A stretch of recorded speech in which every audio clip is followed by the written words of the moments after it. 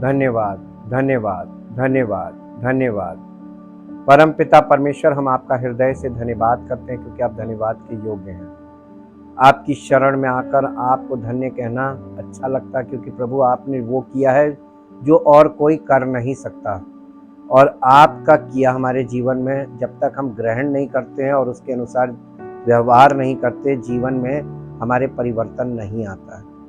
हम प्रभु आपका धन्यवाद करते हैं कि हम आपके वचन के केवल सुनने वाले नहीं, सुनकर कल्पना करने वाले नहीं, बल्कि सुनकर विश्वास से ग्रहण करने वाले और उसके अनुसार जीवन को व्यतीत करने वाले बने, ताकि हमारा जीवन व्यवहारिक जीवन हो, प्रैक्टिकल लाइफ हो प्रभु, और लोग देखें हमारे जीवन को।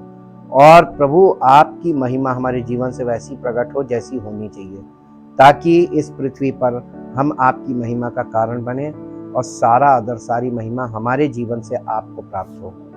धन्यवाद के साथ इस प्रार्थना को आपके इकलौते पुत्र प्रभु यीशु मसीह के नाम से मांगते हैं, आमीन।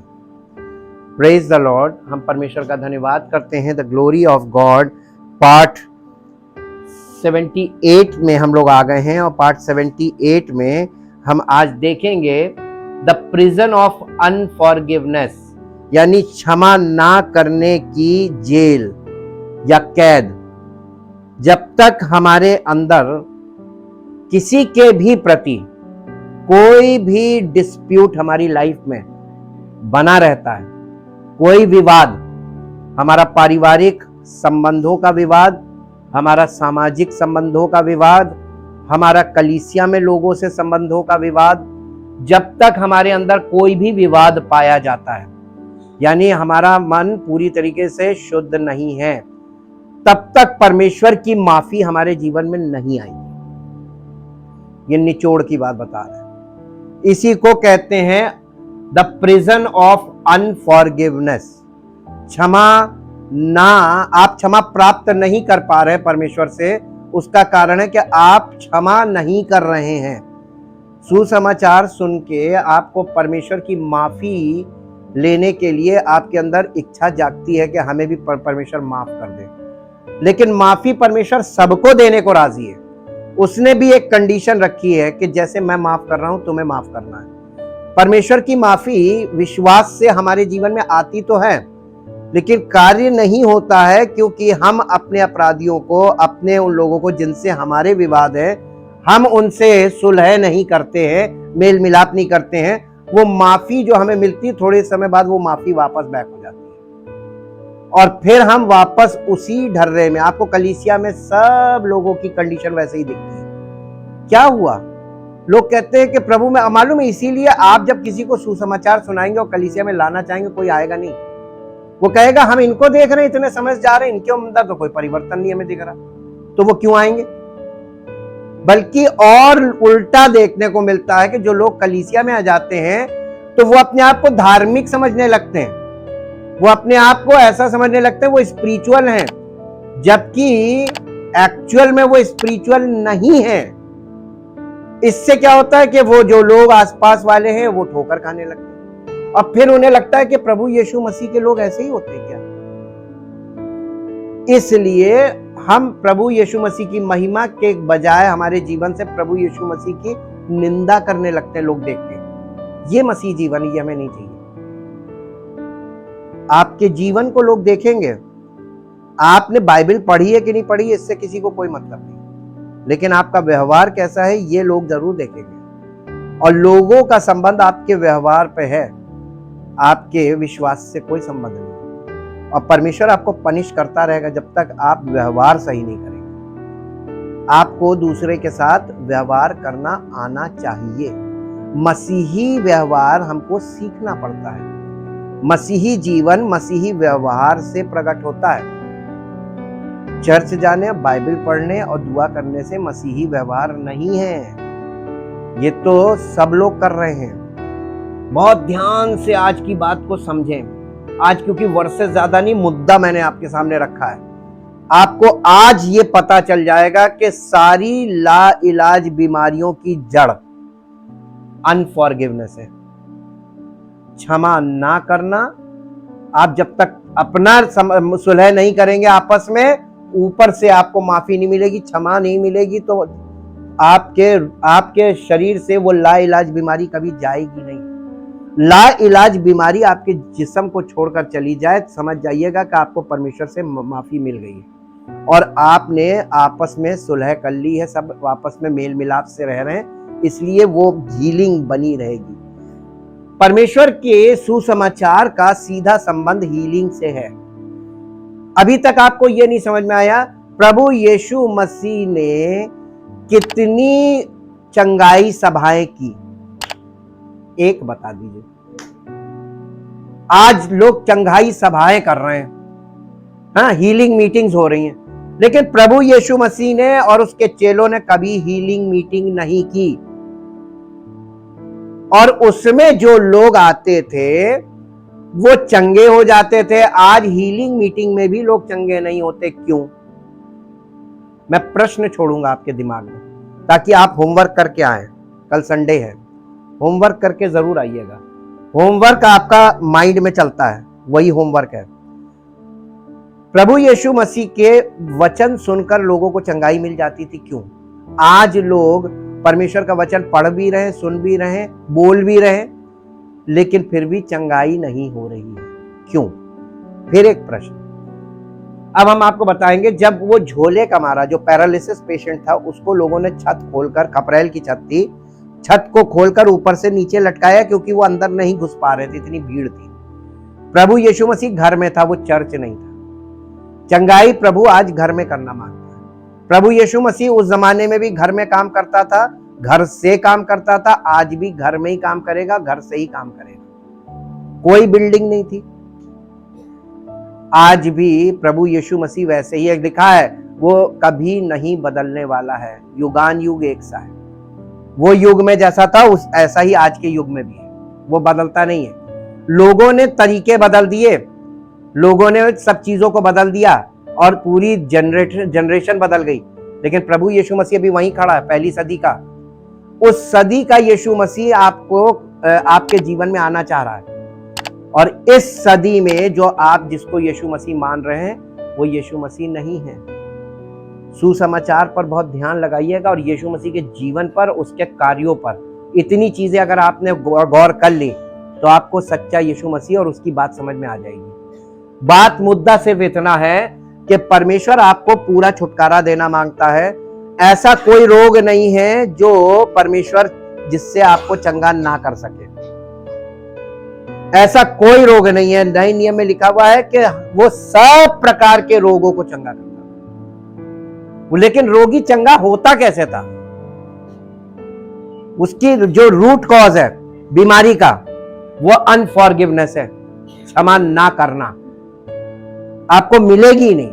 जब वो झोले के मारे को अंदर लटकाया गया तो यीशु मसीह ने प्रार्थना की थी या उससे कहा था जा तेरे पाप क्षमा हुए? प्रार्थना तो नहीं की थी ना। रोग में प्रार्थना काम नहीं करेगी, चाहे आप कितनी कर लो। अगर आपको लगता है कि आप रोग में प्रार्थना करेंगे और रोगी बच जाएगा, ये आप धोखा खा रहे हैं। ऐसा दाऊद सोचता था। मेरे साथ एक इंसिडेंट निकाल लीजिए, आपको पता चल जाएगा कि हम क्या कहना मांग रहे हैं और परमेश्वर के वचन में एज इट इज है कि नहीं है। दूसरा सैमुएल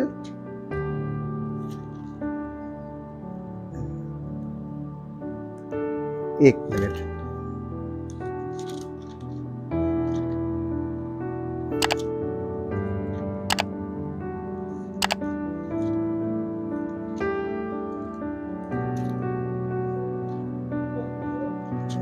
दाऊद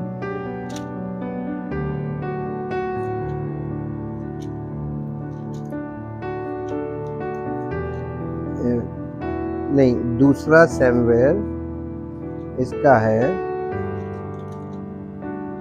दाऊद, दूसरा सैमुएल 12 अध्याय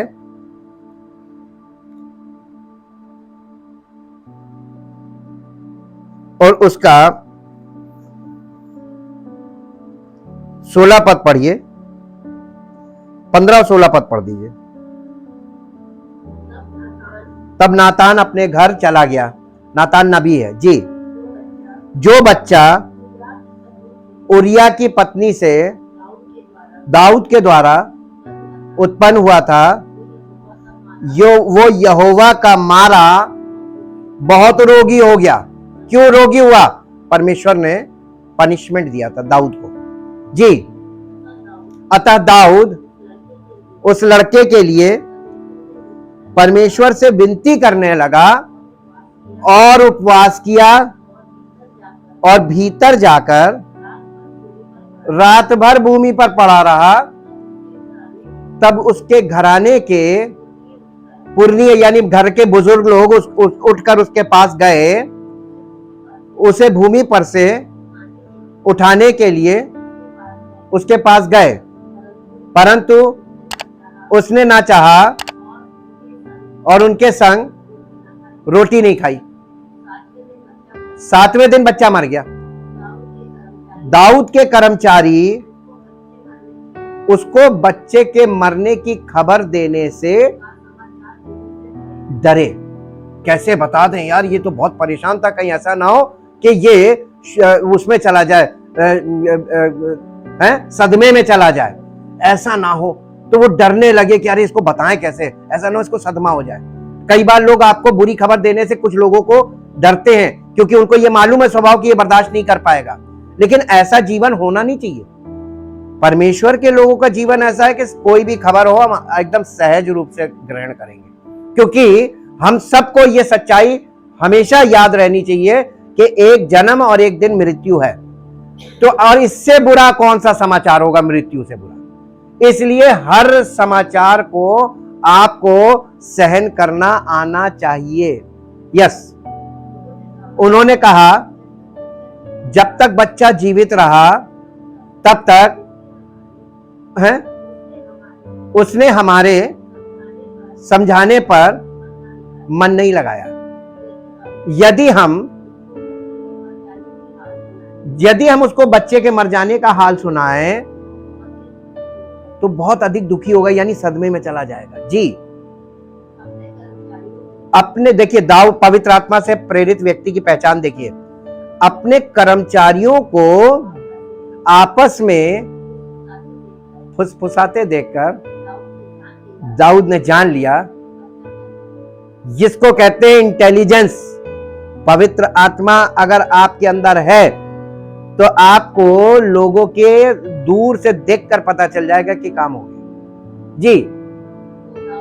तो दाऊद ने अपने कर्मचारियों से पूछा क्या बच्चा मर गया? उन्होंने कहा हां मर गया। तब दाऊद भूमि पर से उठा। ये क्या किया? आज लोग मृत्यु में क्या करते हैं?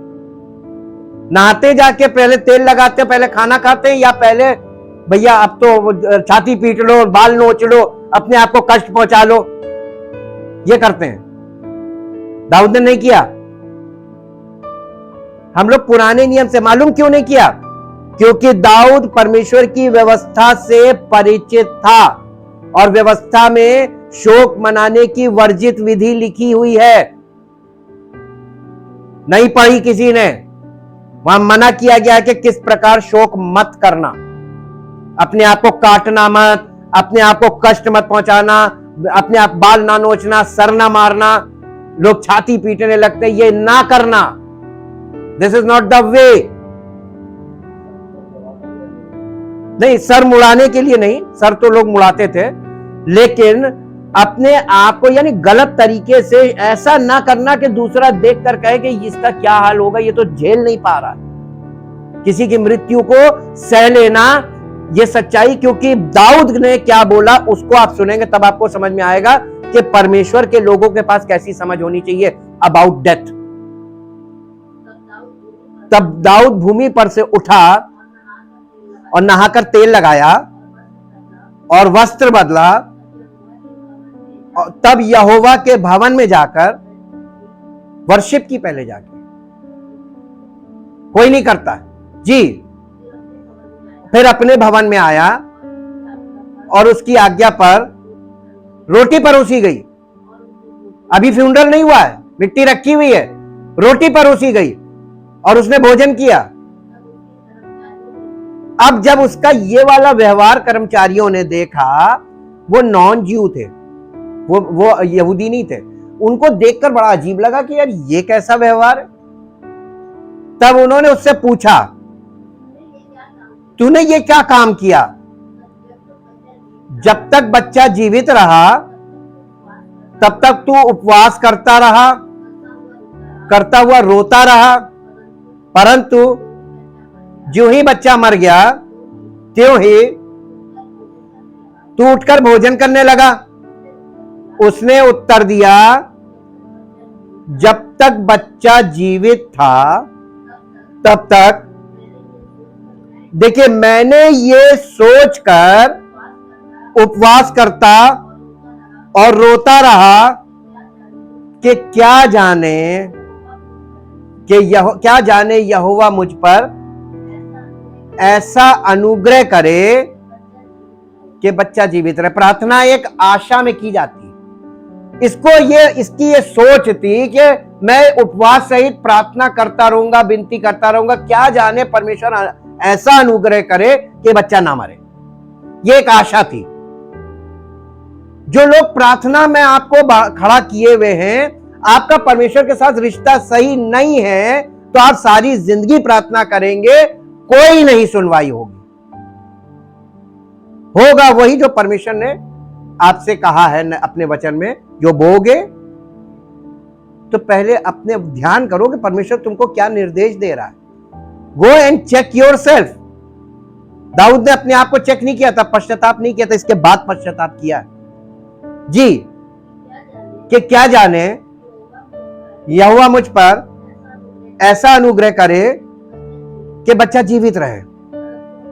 परंतु अब वो मर गया, फिर मैं उपवास क्यों करूं? अब मैं उसे लौटा के वापस तो नहीं ला सकता हूं। एक बार जन्म, उसके बाद एक फिजिकल डेथ, ये अनिवार्य है। अगर ये हो गया तो अब आपके छाती पीट लेने से और कुछ भी कर लेने से अब कुछ होगा नहीं जी। अब दाऊद ने यहां पे मैसेज दे दिया कि मैं वहां जाऊंगा, वो यहां नहीं आएगा, वो मेरे पास लौट कर नहीं आएगा। तो हर मृत्यु से, जब हमारे घर में कोई डेथ हो, तो उसके जीवन में उसने जो किया था उसका परिणाम ही उसको मिलेगा। अब हमको ये सीखना चाहिए कि अब वो तो वापस नहीं आएगा, लेकिन हमारा भी एक दिन यही है, एंड यही है। तो हमें सुधर जाना चाहिए, ताकि जब मेरे ऊपर ये दिन आए तो मैं तो यहां पर दुनिया में नहीं रहूंगा, लेकिन मेरी शव के पास खड़े होकर लोग कम से कम ये कहें कि ये एक भला व्यक्ति था। लोग आपके विषय में उस समय क्या कह रहे हैं जब आप दुनिया में नहीं हैं, वो परमेश्वर सुनना चाहता है। इसलिए सोचना बहुत जरूरी है। अब हम इसमें आगे बढ़ते हैं। What is unforgiveness? क्षमा ना करना क्या है? ये एक मनोरोग है, ये एक मनोरोग है, ये एक प्रवृत्ति है, या ये कह लीजिए एक तरह का माइंडसेट है, एक तरीके की सोच है।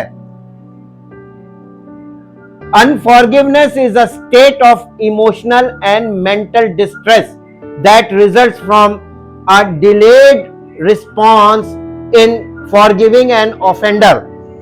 हिंदी में हम आपको इसको बताते हैं। इसे जानने से पहले हम आपको थोड़ा सा समरी बताते हैं। हम में से प्रत्येक किसी अन्य व्यक्ति के शब्दों या कार्यों से आहत हुआ है। हो सकता है कि आपका सबसे अच्छा दोस्त आपका जन्मदिन भूल गया हो, आपके पिता ने आपके करियर के विषय में आलोचना की हो, आपको एक बच्चे के रूप में धमकाया गया हो था, या आपके पति या पत्नी का संबंध, आपका आपस में संबंध सही नहीं है। चाहे इसमें कोई बड़ा या छोटा अपराध शामिल हो, अन्याय होने पर दुख होता है। हम सभी उस दर्द से परिचित हैं जो हमारे पेट के गड्ढे में तब होता है जब हमारे साथ गलत व्यवहार किया जाता है, खासकर किसी ऐसे व्यक्ति द्वारा जिसे हम प्यार करते हैं। ये दर्द अस्वीकृति, भय और विश्वासघात और असुरक्षा के भावनात्मक घावों को पीछे छोड़ सकता है। जिस प्रकार शारीरिक घाव पर ध्यान ना दिया जाए तो वो संक्रमित हो जाता है, उसी प्रकार एक भावनात्मक घाव क्षमा के उपचार के बिना आक्रोश, कड़वाहट और प्रतिशोध की भावनाओं से दूषित हो सकता है।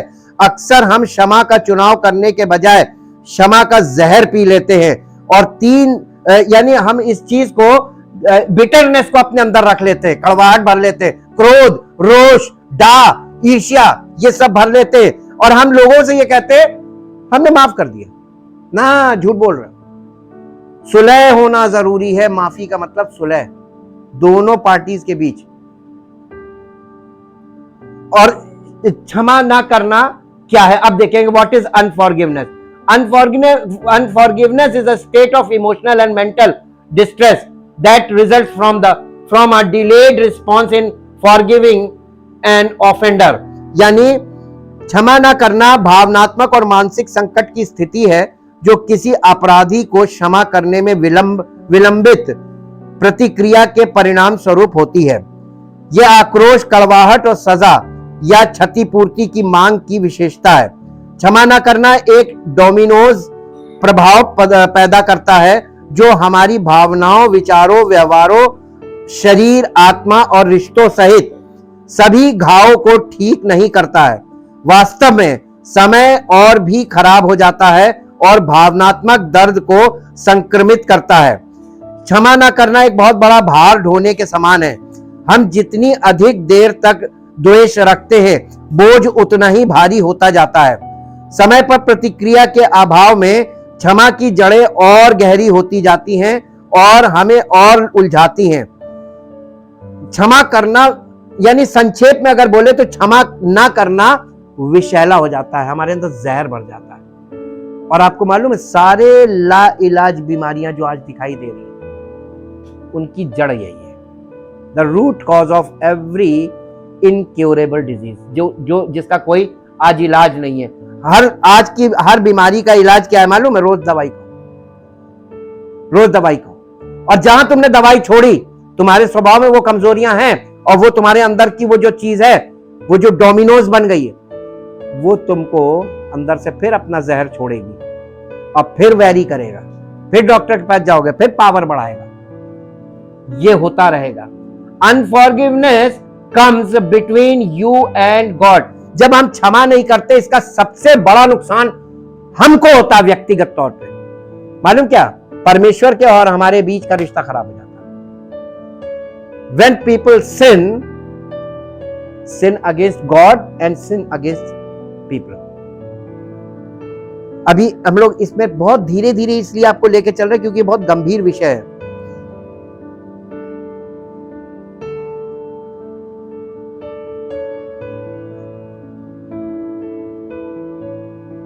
क्षमा आपके और परमेश्वर के बीच आ जाती है। क्षमा ना करना आपकी आत्मा और आपके प्राण को प्रभावित करता है।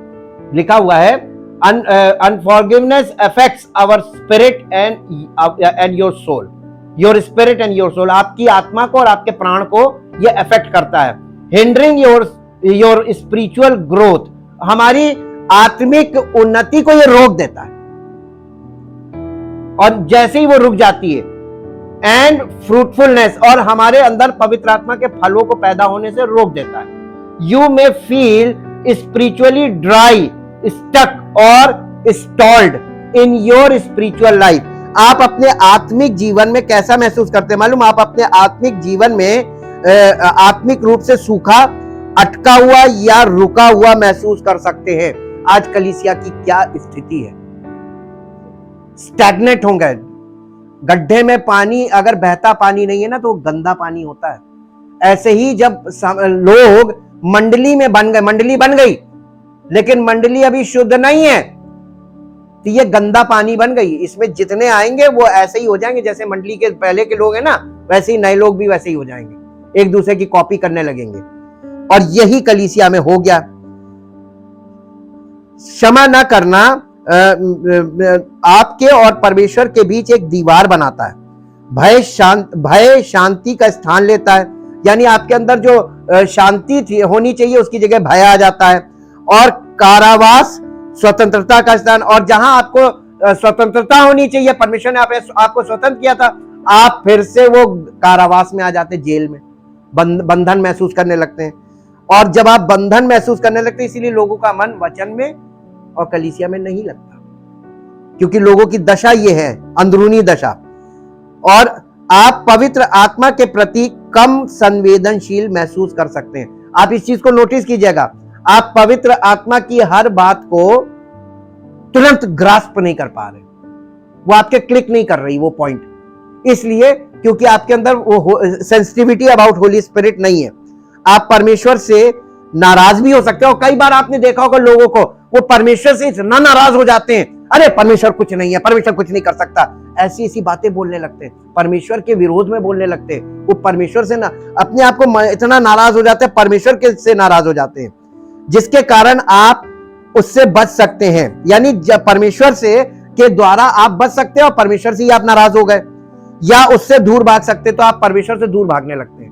लोग क्यों कलीसिया से और वचन से, इन चीजों से दूर भाग रहे हैं? परमेश्वर आपका वचन आपको कन्विक्ट करेगा। आपको परमेश्वर के वचन को ग्रहण करना है, आज्ञा माननी है। Pain becomes identity of the unforgiving person. ये जो क्षमा ना करने वाले लोग हैं, इनकी पहचान मालूम क्या है? ये इनकी पहचान ऐसे की जाती है कि दर्द वाले लोग, दर्द से भरे लोग, दर्द माफ ना करने वाले की पहचान बन जाता है। जो व्यक्ति कभी माफ नहीं करता है ना, उसकी पहचान यही है कि वो दर्द से भरा हुआ है। जहां बैठेगा वो अपने आप को विक्टिम शो करेगा, मैं परेशान हूं, ये ऐसे कर रहा है, ये ऐसे कर रहा है, वो ऐसे कर रहा है, वो ऐसे कर रहा है। इसको इंग्लिश में ग्रजेस बोलते हैं। उसके अंदर भरा हुआ है मवाद, और वो कुड़कुड़ाता रहता सबके बीच में बैठ के, असंतुष्ट, कुड़कुड़ाने वाला। इजराइलियों ने कुड़कुड़ाया था, परमेश्वर ने सजा दी थी ना। क्यों सजा दी थी? माफ नहीं करते थे, कुड़कुड़ाते थे। ये कुड़कुड़ाहट जो होती है ना, ये परमेश्वर पसंद नहीं करता है। Unforgiveness comes to affect your judgement. ये जब क्षमा ना करने वाली प्रवृत्ति हमारे अंदर डेवलप हो जाती है, तो हमारे अंदर मालूम क्या होता है? हमारे निर्णय गलत हो जाते हैं, हम निर्णय लेने में गलत हो जाते हैं। एंड पर्सपेक्टिव, और हमारे नजरिए भी गलत होते हैं, हम गलत नजरिया रखते हैं। Because you view the world and yourself through the lens of hurt. मालूम ऐसा क्यों होता है? क्योंकि ऐसे लोग जिनके अंदर घाव है, भावनात्मक घाव, जिन्होंने माफ नहीं किया है, जिन्होंने अपना सुलह नहीं किए लोगों से डिस्प्यूट्स के कारण, किसी भी रिश्ते में ये हो सकता है, और ऐसा है। और ऐसे लोग क्या करते हैं मालूम है? ये अपने उस चोटेल और घायल दिल से और उसी भावना से सब चीजों को देखते हैं। उनके पास वही लेंस है, दर्द भरा लेंस। दर्द भरे नगमे होते हैं ना, वो सुनना उन्हें पसंद होगा, बहुत सीरियस रहेंगे, बहुत लोगों के सामने वो एकदम गुमसुम से रहेंगे। ये इनका बिल्कुल एक अलग ही चीज है। You perceive every wrong you encounter as a personal offence against you. इसका मतलब यह है, क्षमा ना करना आपके निर्णय और दृष्टिकोण को प्रभावित करता है, क्योंकि आप दुनिया और खुद को चोट के चश्मे से देखते हैं। आप अपने सामने आने वाली हर गलती को अपने खिलाफ व्यक्तिगत अपराध के रूप में देखते हैं, अपने खिलाफ कि अरे मेरे साथ भी ऐसे हुआ था, ये किया हुआ। अस्वीकृति के प्रति संवेदनशीलता विकसित होने लगती है, और आप न केवल अपराधी बल्कि अन्य लोगों से भी अपेक्षा करते हैं कि वे आपको बर्खास्त कर दें। दर्द माफ करने वाले की पहचान बन जाता है। ये दर्द जो है ना, ये माफ ना करने वाले की पहचान है। जब कोई व्यक्ति दर्द से भरा हो, समझ जाइएगा ये माफ नहीं कर पा रहा, उसको काउंसिल कीजिए, माफ कर दो। माफ कर दोगे, तुम्हारा सारा दर्द खत्म हो जाएगा। क्षमा ना करना हमारे चरित्र और सत्य निष्ठा को प्रभावित करता है, क्योंकि विद्वेष हमें सर्वश्रेष्ठ नहीं लाता। आप उस व्यक्ति के बारे में शिकायत कर सकते हैं और अपने दोस्तों से गपशप कर सकते हैं जिसने आपको नाराज किया। आप कहानी के विवरण को बढ़ा चढ़ाकर पेश करना शुरू कर सकते हैं, या सहानुभूति और समर्थक हासिल करने के लिए झूठ भी बोल सकते हैं। आप मजाक कर सकते हैं, आरोप लगा सकते हैं, या लड़ाई शुरू करने के लिए जल्दी कर सकते हैं। शायद आप अपराधी को मौन उपचार देते हैं, उनसे बात करने से इनकार करते हैं या उन्हें ठंडे रवैये और कठोर शब्दों के साथ भावनात्मक रूप से बंधक बनाते हैं। आप देख सकते हैं कि आपके पास लगातार बदला लेने के विचार हैं, करुणा की कमी है और अपराधी के दुर्भाग्य का आनंद लेते हैं। ये हम जो व्यवहार कर रहे हैं, ये व्यवहार परमेश्वर पसंद नहीं कर रहा है। अब देखिए, ये मसला है। आपको याद होगा हमने जब गोल गोल आप लोगों को गोले भेजे थे, देह प्राण आत्मा, उसमें हमने साइड में ऊपर लिखा हुआ था कि जब आदम का पतन हो गया था, उसके बाद से उसके अंदर एक इमोशन डेवलपमेंट था। वहां पे लिखा है डोमिनेंट नेगेटिव इमोशंस, और उसके नीचे सारी बीमारियां लिखी लाइलाज। पढ़ के देखिएगा पुराना निकाल के। हमने आप लोगों को पहले ही भेजा था, किसी का ध्यान उस पर नहीं गया, इतनी समझ नहीं थी, ये कह लीजिए।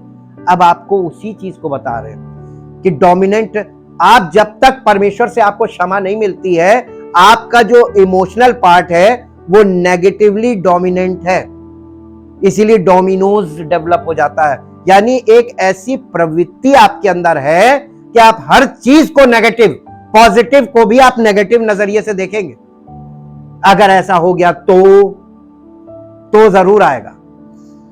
हम कुछ पदों में देखेंगे कि क्यों हमारे जीवन में ये डोमिनेंस है नेगेटिव इमोशंस का। नीति वचन की पुस्तक उसका 28 अध्याय का 13 पद पढ़ दीजिए।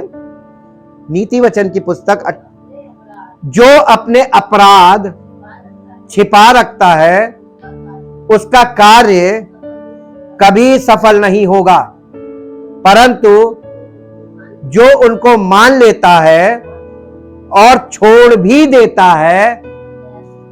परमेश्वर किस पर दया करता है? जो अपने अपराध मान लेता है और छोड़ देता है, उस पर परमेश्वर का अनुग्रह आ जाता है, माफी मिल जाएगी। अब हम चलते हैं, यीशु मसीह ने क्या कहा था? मत्ती रचित सुसमाचार 18 अध्याय उसका 35 पद पढ़िए। इसी प्रकार यदि तुम में से हर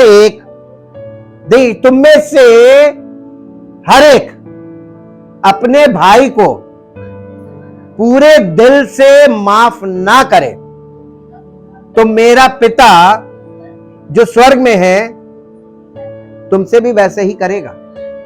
जो बोगे, आप माफी के विषय में क्या बोल रहे हैं? बहुत सतर्क रहिएगा, ये बहुत भयानक चीज है। अभी इसकी मेडिकल साइड खोल देंगे तो आप लोगों की हालत खराब हो जाएगी। देखिए जी, एक और पद पढ़ दीजिए, मरकुस रचित सुसमाचार 11 अध्याय उसका 25 पद। और जब कभी तुम खड़े हुए प्रार्थना करते हो, तो यदि तुम्हारे मन में किसी के प्रति कुछ विरोध हो, पहले क्षमा करो प्रार्थना करने से पहले। जी, इसलिए कि तुम्हारा स्वर्गीय पिता भी तुम्हारे अपराध क्षमा करेगा। और जब अपराध क्षमा होंगे तुम्हारे, तभी तुम्हारी सुनी जाएगी, प्रार्थना नहीं जाएगी ऊपर, ब्लॉकेज है ये। और कितने लोग इन बीमारियों से ग्रसित, बीमारियां बता रही इन्होंने क्षमा नहीं किया, अनफॉरगिवनेस है, and they are praying, promoting prayers, दूसरों को भी बता रहे प्रार्थना करो, और लोग प्रार्थना कर रहे हैं। दूसरा कुरिन्थियों 2 अध्याय उसका 10 और 11 पद पढ़िए, हिंदी में भी इंग्लिश में भी। जिसका तुम कुछ क्षमा करते हो, उसे मैं भी क्षमा करता हूं, पौलुस कह रहा है, क्योंकि मैंने भी जो कुछ क्षमा किया है, यदि किया हो तो तुम्हारे कारण मसीह की जगह में होकर क्षमा किया है। यानी पौलुस अपने आप को कलीसिया के सामने एज ए क्राइस्ट रख रहा है, मसीह की जगह में होकर। हालांकि वो मसीह का सेवक है, बंदी है, गुलाम यीशु मसीह का। कह रहा मसीह की जगह में होकर तुम्हें क्षमा किया मैंने, और तुम किसी को क्षमा करते हो तो मैं भी क्षमा करता हूं। जी, कि शैतान का, पौलुस ऐसा क्यों कर रहा है कि बहुत जोर है इस पे पौलुस का, कि कहीं ऐसा ना हो कि शैतान का हम पर दांव ना चले। शैतान क्या दांव चलाता, माफ ना करे, क्योंकि हम उसकी, किसकी, शैतान की युक्तियों से अनजान नहीं है। वचन के जानने वालों के लिए ये अनजान नहीं है। शैतान क्या करेगा, यीशु मसीह जो कह रहा है, कहेगा ये तुम मत करना, तो आपको परमेश्वर से माफी नहीं मिलेगी। शैतान आपका रास्ता बंद कर रहा है, कहीं उसके राज्य से निकल के चले ना जाओ जी। अब इसको एक पद और पढ़िए जो आपको मिलेगा, याकूब की पत्री, उसका 5 अध्याय का 16 पद। याकूब की पत्री 5 अध्याय, उस इसलिए तुम आपस में एक दूसरे के सामने अपने अपने पापों को मान लो और एक दूसरे के लिए, देखिए क्या कह रहा है, एक दूसरे के सामने अपने अपने पापों को मान लो और एक दूसरे के लिए प्रार्थना करो जिससे चंगे हो जाए। इसका मतलब आपका माफी से, चंगाई से बिल्कुल सीधा संबंध है। जिन्हें क्षमा मिल जाती है ना, वो चंगाई पा जाते हैं, और अगर चंगाई नहीं मिली है, इसका मतलब माफी नहीं मिली है। ये पॉइंट पकड़ लीजिएगा। धर्मी जन की प्रार्थना के प्रभाव से बहुत कुछ हो सकता है, सब कुछ तो नहीं हो सकता, लेकिन जब आप, धर्मी जन क्यों लिखा हुआ, जैसे ही आप आपस में एक दूसरे के सामने अपने पापों को मान लेते हैं और एक दूसरे के लिए प्रार्थना करते हैं, यानी एक दूसरे पर करुणामय हो गए और कह रहे प्रभु इसको क्षमा कर दे, प्रभु इसको आशीष दे। जब दूसरे के लिए मांगते हैं तब परमेश्वर प्रसन्न होता है, कहता है अब बड़े सर्किट सही हुई है, बत्ती जलनी चाहिए। और जब आपको परमेश्वर क्षमा मिल जाती है, आप सबको मिलती है एक साथ, तो आप धर्मी घोषित हो जाते हैं। इसीलिए लिखा धर्मी जन की प्रार्थना के प्रभाव। धर्मी कौन, जिसने आपस में डिस्प्यूट सॉल्व कर लिया और परमेश्वर से क्षमा मिल गई, वो धर्मी। अब समझ में आई ये वाली वर्ष? ये इतनी सरल वर्ष नहीं है कि अब पहले जब पढ़ते थे तो हम अपने आप को धर्मी समझ के पढ़ते थे, प्रार्थना करने वाला धर्मी ना, प्रार्थना करने वाला धर्मी नहीं है। धर्मी जन की प्रार्थना के प्रभाव से बहुत कुछ हो सकता है, ये लिखा। सब कुछ हो सकता है, ये भी नहीं लिखा। बहुत कुछ हो सकता है का मतलब कि संभव है कि परमेश्वर उसकी उस बात को ग्रहण कर ले। यीशु मसीह धर्मी व्यक्ति था, उसने पिता से कहा हो सके प्याला मुझसे टल जाए, नहीं टला, क्योंकि वो परमेश्वर की योजना थी। अगर योजना का पार्ट होगा, आपकी प्रार्थना नहीं सुनी जाएगी। आपको परमेश्वर की योजना में आना है, ना कि परमेश्वर आपकी योजना में आएगा। इसलिए सब कुछ नहीं सुनेगा, समझ होनी चाहिए प्रार्थना में भी। कुलस्सियों की पत्री 3 अध्याय उसका 13 पद पढ़िए। कुलस्सियों की पत्री 3 अध्याय और उसका 13 पद। कुलस्सियों की पत्री 3 अध्याय 13 पद। Thank you Jesus. और यदि किसी को किसी पर दोष लगाने का कोई कारण हो तो एक दूसरे की, अब हम क्या नहीं कर पाते हैं,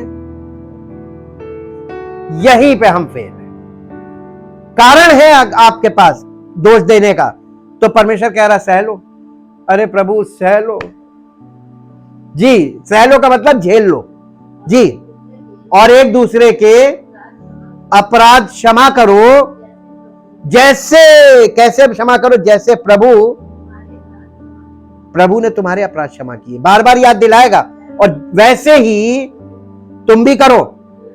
आप चाहते परमेश्वर आपको माफी दे दे पूरी, तो आप सबके प्रति माफी से भर जाइए। चलो ठीक, जो होगा हम, अब हमको किसी का बुरा लगना नहीं, चिकना घड़ा, कैसा भी व्यवहार कर लो, कोई बात नहीं, ना समझ है, नजरअंदाज करना शुरू कर दीजिए।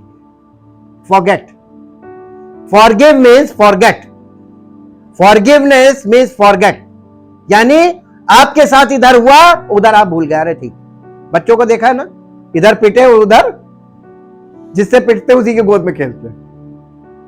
ऐसे हो जाओ, बच्चे के नाई हो जाओ। और जब तुम ऐसे सरल हो जाओगे ना, तो ये लाइलाज रोग जितने हैं ये सब तुम्हें छोड़ के भाग जाएंगे। पक्का हम लिख के गारंटी के साथ कह रहे हैं। ऐसा कोई रोग नहीं है जो आपके जिस्म में टिक पाए।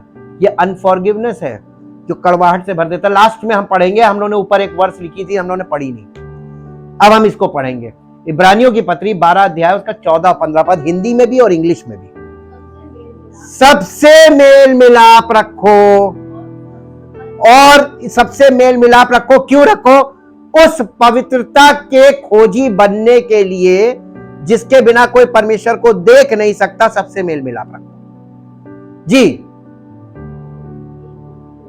हाँ, उस पवित्रता के खोजी हो जिसके बिना कोई प्रभु को कदापि। अब हम इसको उल्टा करके बोल रहे हैं। आपको जो लैंग्वेज रट गई है ना, हम उसको उल्टा करके बोल के आपको सीक्वेंस से बाहर ले जाते हैं कि इसका अर्थ समझो। हम लोग जो एकदम स्लैंग पढ़ते हैं ना, तो वो रट गया है, लेकिन वो कभी कभी हमारे ऊपर असर नहीं करता, तो हम उसको उल्टा चलते हैं। उस पवित्रता के खोजी बनने के लिए जिसके बिना कोई प्रभु को कदापि देखेगा नहीं, सबके साथ मेल मिलाप रखो। अब समझ में आई ना? उल्टा चले तब समझ में आई ना? आगे क्या लिखा है? ध्यान से। अब तुम जब ऐसा करते हो तो ध्यान से देखो। सेंसिटिव हो जाना चाहिए लोगों को कलीसिया में। ध्यान से देखो कि कोई परमेश्वर के अनुग्रह से वंचित न रह जाए, या ऐसा कोई ना हो जिसको हमने माफ ना किया हो, या जो बिना माफी के रह गया हो, या कोई कड़वी जड़, बिटर रूट। ये क्या है मालूम? अनफॉरगिवनेस। कोई कड़वी जड़ फूट कर कष्ट दे, और उसके द्वारा कलीसिया में एक व्यक्ति अगर ऐसा होता ना, पूरी कलीसिया के सब लोग अशुद्ध हो जाते हैं। परमेश्वर ने हमें अशुद्ध होने के लिए नहीं बुलाया, पवित्र होने के लिए बुलाया। उस पवित्रता के भागी बनो जिसके बिना कोई परमेश्वर को देख नहीं सकता। तो पवित्र आत्मा के और पवित्र वचन के भागी बनो। उस कड़वाहट को हमेशा लोगों को, कड़वाहट क्या मालूम है? बिटर रूट, अनफॉरगिवनेस, क्षमा ना कर पाना, ये है कड़वी जड़, और यही सारी बीमारियों की जड़ है। इसके ये जिस दिन हट जाती है, बीमारियों की जड़ हट गई, अब आप बहुत जल्दी स्वस्थ। Thank you, thank you. इसको इंग्लिश में पढ़ दीजिए सिस्टर। स्ट्राइव टू का मतलब इस चीज के लिए प्रयत्न करना, प्रयास करना। Strive to live in peace, यानी आपको मेल मिलाप से जीवन व्यतीत करने के लिए बहुत प्रयास करना पड़ेगा, प्रयत्न करना पड़ेगा। विद एवरीबॉडी, बहुत लोगों के साथ। एंड परस्यू का मतलब पीछा करना, किसी चीज को के पीछे भागना। And pursue that consecration and holiness without which no one will ever see the Lord, यानी बिना उस पवित्रता के खोजी बनो जिसके बिना कोई परमेश्वर। मालूम है, पर यीशु मसीह ने बहुत सरल तरीके से बता दिया, धन्य है वे जिनके दिल पवित्र है, जिनका मन शुद्ध है, वे परमेश्वर को देखेंगे। जिस दिन दिल शुद्ध हो गया ना, परमेश्वर आपके सामने प्रकट हो जाएगा जी। Exercise, foresight. देखिए, एक्सरसाइज यानी ऐसा क्या एक्सरसाइज को क्या बोलेंगे? ऐसी एक्सरसाइज करो या ऐसी प्रैक्टिस करो, ऐसा व्यायाम करो।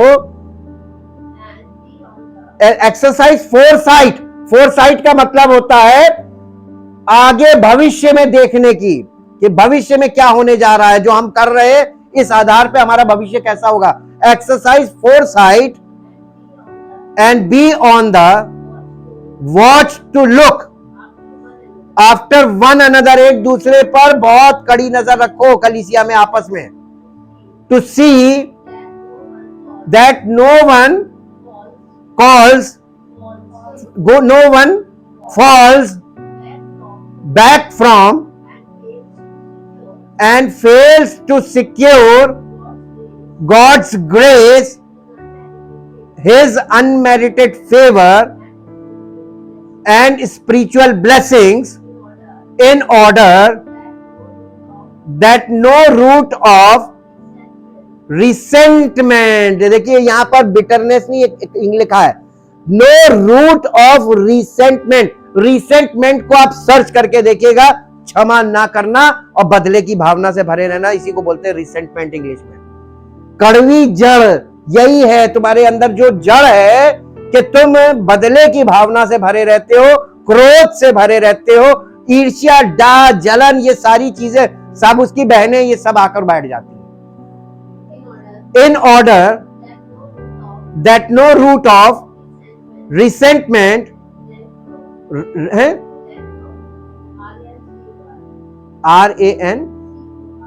RANC और रेनकोर, बिटरनेस और hatred shoots forth and causes trouble, bitter torment, and